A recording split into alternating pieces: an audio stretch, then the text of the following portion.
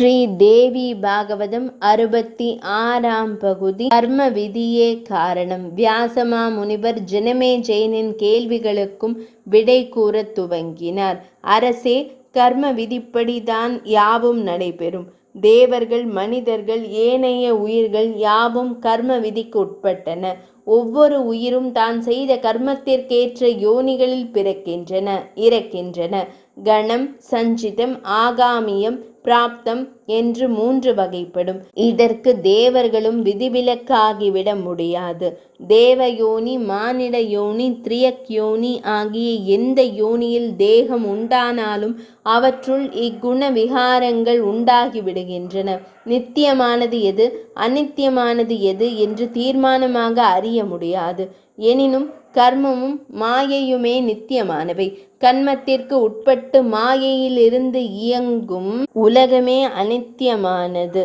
அரசே, மகாவிஷ்ணு தர்மத்தின் காரணமாக யுகங்கள் தோறும் அவர் விருப்பப்படி இழிந்த யோனிகளில் பிறந்தது பலவிதமான கர்மங்களினால்தான். கர்மங்கள் இல்லாவிட்டால் அவர் வைகுந்தத்தில் தனது மனைவியரோடு மையல் களியாட்டங்களில் ஈடுபட்டு கொண்டிருப்பார். புண்ணியத்தின் மூலம் இன்பத்தை அனுபவிப்பது போல கர்மத்தின் பயனாக வரும் துன்பங்களையும் அனுபவிக்க வேண்டும். உதாரணமாக, மகாவிஷ்ணு ஸ்ரீராம எடுத்த போது தேவர்கள் குரங்குகளாக பிறந்தனர். கிருஷ்ண அவதாரத்தில் அதே தேவர்கள் யாதவர்களாக பிறந்தனர்.